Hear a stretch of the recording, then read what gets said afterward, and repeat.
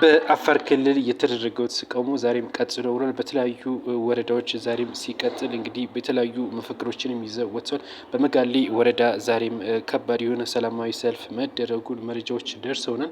ከዚህ ጋር ተያይዘው እንደ ትናንትናው መፈክር ዛሬም ይዘው የወጡት የትግራይ ኃይሎች የአፋር ምንጊዜም ጠላት ናቸው፣ እንደዚሁም ደግሞ በጥቅምት 26 የተደረገውን ጥቃት የትግራይ ኃይሎች ወደ 6 ቀበሌ መቋጠራቸውን ተከትለው ማለት ነው ከፍተኛ የሆነ ተቃውሞ ድምጽ እያሰሙ ይገኛሉ። በነገራችን ላይ አካውንት ታችን በጣም ተመቷል። ላይክ ፎሎ እንደዚሁም ሼር አድርጉልን።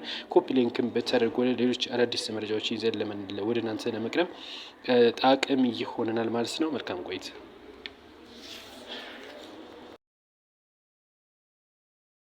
በሐዋሳ ከተማ የሴቶች ቡድን ድንቅ ተጫዋች የሆነችው ለምለም አስታጥቄ በቡድን መሪዋ ድብደባ እንደተደረገባት ተናግራች። አሳዛኝና አሳፋሪ ተግባርን የተፈጸመ ስትልም ተጠቅሳለች።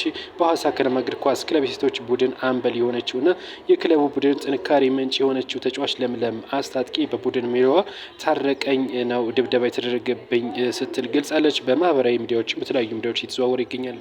እንግዲህ ይህ መስሏ ማለት ነው። ከዚህ ጋር ተያይዞም እንግዲህ በሐዋሳ ከነማ የምትገኙ ሴቶች እንደዚሁም ደግሞ ሌሎች የሚመለከታቸው አካል ድምጽ ሊሆኗትና ሰውየውም ደብዳቤው ማስሮ ወይም የቡድን መሪዋ በፍርድ ቤትም እንዲጠየቅ ጥሪ እናት ፓርቲ የሃይማኖት ተቋማት ያወጣውን መግለጫ በጽኑ መቃወሙን ይፋ አድርጓል። የሃይማኖት ተቋም በትናንትናው ዕለት ባወጣው መግለጫ በአርሲ ዞን የተገደሉት የአንድ ሃይማኖት ብቻ አይደሉም፣ የሌሎች ሃይማኖቶችም ጥቃት ደርሶባቸዋል ብሎ መግለጫ ወጥቶ ነበር። በሶስት ቡድኖች ተልከው ጥናት አድርገው ነበር። እነዚህ አጥኚዎችም ከክርስትና ከእስልምናና ከተለያየ ሃይማኖት ነበር። እነዚህ ግን ከክርስትና የሄዱት በይበልጥ ግን ትንሽ የሚያናድረው ነገር አንድ ሃይማኖት አይደለም የሞተው ሲሉ እንግዲህ ሲከራከሩ እንደነበር ነው የተነገረው። ከዚህ ጋር ተያይዞ እናት ፓርቲ ይህንን ተቃውሞታል ነው ተቃውሞ አቅርቧል። እናት ፓርቲ እንግዲህ እናት ፓርቲ እውነት ለመናገር እናመሰግናለን እንደዚህ በማለቱ ማለት ነው። በርካቶችም ይህንን ለማለባበስ የሄዱበት መንገድ እጅግ የሚያስደነግጥ ነው። ነገር ግን እናት ፓርቲ ይህንን ተቃውሞታል።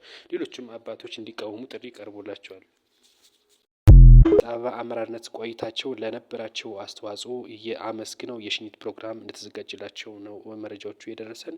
እንደዚሁም ደግሞ በምክትል ከንቲባ ማዕረግ የስራና ክህሎት ቢሮ ኃላፊ በመሆን አዲስ የተሾሙት አቶ ሚሊዮን ማቴዎስም እንኳን ደህና መጡ የሚል ፕሮግራም እንደተዘጋጀ መረጃዎቹ ይገልጻሉ።